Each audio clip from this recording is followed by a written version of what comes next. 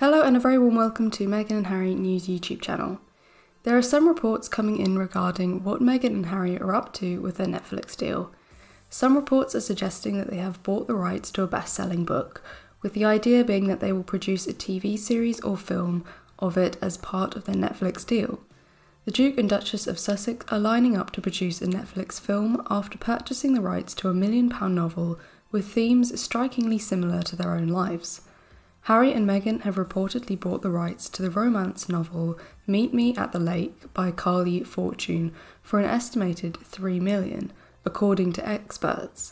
Reports have suggested the Sussexes are planning to produce a multi-million-dollar film. Now, we must remember at all times that what we hear in the media could well be a complete pack of lies, but this story is quite specific in regards to the name of the book. The novel sold 37,000 copies in its first week, is a bestseller, and is written by Carly Fortune, who is the New York Times and #1 Globe and Mail best-selling author of Every Summer After. Meet Me at the Lake is her second book, and it came out only a few months ago. It says here that Meet Me at the Lake is a breathtaking love story about two strangers who come together when they need each other most, once in their early 20s and again a decade later.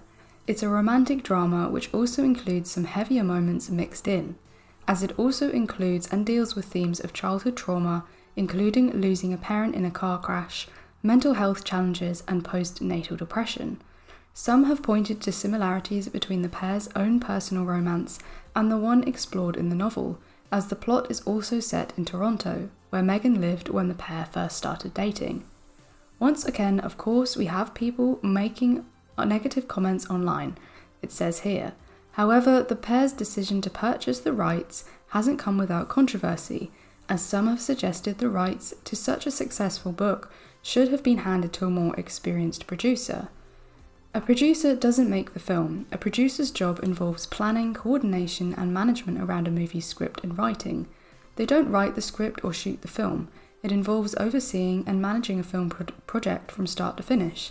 As a producer, you manage a film's budget and make sure it's adhered to. Your primary goal is to guide the production of the film until completion, keeping to deadlines and releasing the film on time. So it's like a general overseer guiding the overall project, but when it comes down to the film itself, the creative part of making the film is down to the director. So anyone who is in a healthy financial position with connections like a multi-million-pound Spotify deal to produce shows for the biggest streaming platform in the world would make a good producer. Meghan celebrated her birthday by going out for a meal with Harry in Montecito. The Duke and Duchess of Sussex were seen in good spirits, smiling and laughing as they were pictured leaving the trendy Italian restaurant Tre Lune. It may be trendy, but its prices are down to earth.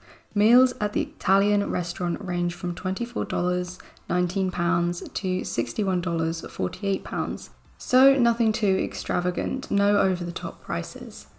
Meghan looked cool in a strapless column-style black and white Jose dress, paired with her beloved Cult Gaia bag and flat, strappy black sandals, while Harry was wearing a linen blue shirt and white trousers on Wednesday night. They looked to be living their own life away from the rigid and soulless world of the firm.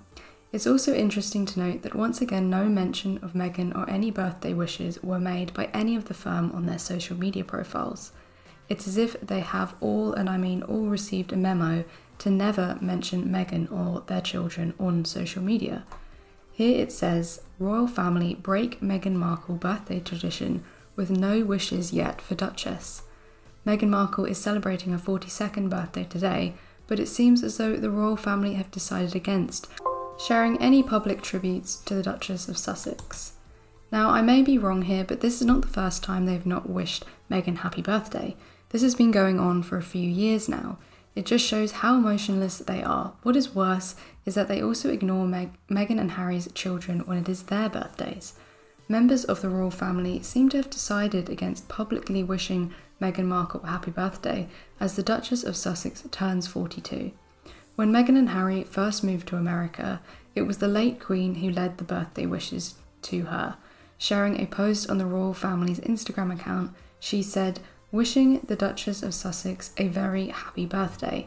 In the picture, Meghan was seen smiling with Queen Elizabeth during a royal outing. Prince William and Kate Middleton and King Charles and Camilla also sent their special birthday wishes to Meghan. A year later, members of the royal family took to Twitter to share snaps of Meghan to celebrate her birthday. William and Kate wrote, wishing a happy 40th birthday to the Duchess of Sussex. The royal family's Twitter account shared pictures of Meghan with Harry as well as snaps of her with the Queen. They captioned the post, wishing the Duchess of Sussex a very happy birthday today. Last year, the firm shares similar happy birthday messages to Meghan on Twitter, but their Instagram posts were notably different. Instead of sharing pictures of Meghan on their profiles, they instead shared their posts to Instagram stories, which expire after 24 hours. Is that true? Well, maybe they did after all. Maybe this is the first year of them blanking her, and this year the birthday posts have disappeared altogether. What I find interesting is that it's all of them. It's as if they have all received orders to not do it, or if one of them says one of the lower down royals were to post a message, say Mike Tyndall and Zara, who supposedly get on okay with Harry, it's as if even if they were to post a happy birthday message online, they would then get into trouble with those higher up. It's like an order. Anyhow, I don't think Meghan or Harry could care less. They are off doing their own thing, they are not beholden to anyone. They make their own living, they finance themselves, unlike the firm, who are taking money constantly from the poor UK taxpayers. And it simply shows how much leaving that messed up environment was the right thing to do, as they are now obviously thriving. Meghan and Harry will be making an appearance together at the Invictus Games in September. It says here, Meghan Markle will join her husband Prince Harry as he hosts the Invictus Games in Dusseldorf in September. It has been announced. The Duke and Duchess of Sussex will make the journey from their home in Montecito, California, to pay tribute to the injured veterans and serving military personnel taking part in the annual tournament. Last year, the couple delighted royal fans by attending the 2022 edition in The Hague, the Netherlands. The event will take just one day after the anniversary of the Queen's death on 8th of September, with the sporting contest taking place on the 9th to 16th of September. In Dusseldorf, Prince Harry will give a speech while Meghan will moderate a closing ceremony. German newspaper Rheinische Post reports the couple are also expected to watch some of the events, which cover a number of sporting disciplines. It remains to be seen if the couple choose to bring their children Prince Archie IV and Princess Lilibet II with them on their European visit. Excitement is already building for the Invictus Games 2023. Last year, the Duke and Duchess of Sussex visited the host city as part of a pre-tournament event. They also took part in a promotional video which showed them facing off in table tennis. It's unknown whether Harry and Meghan will visit the UK during their time in Europe. Last year, the couple visited the city for an official launch event for the contest, meeting officials and potential competitors, as well as athletes, friends and family. It was seen at the time as part of a mini tour of the UK and Europe. They were protected by their own security team, with the couple footing the bill.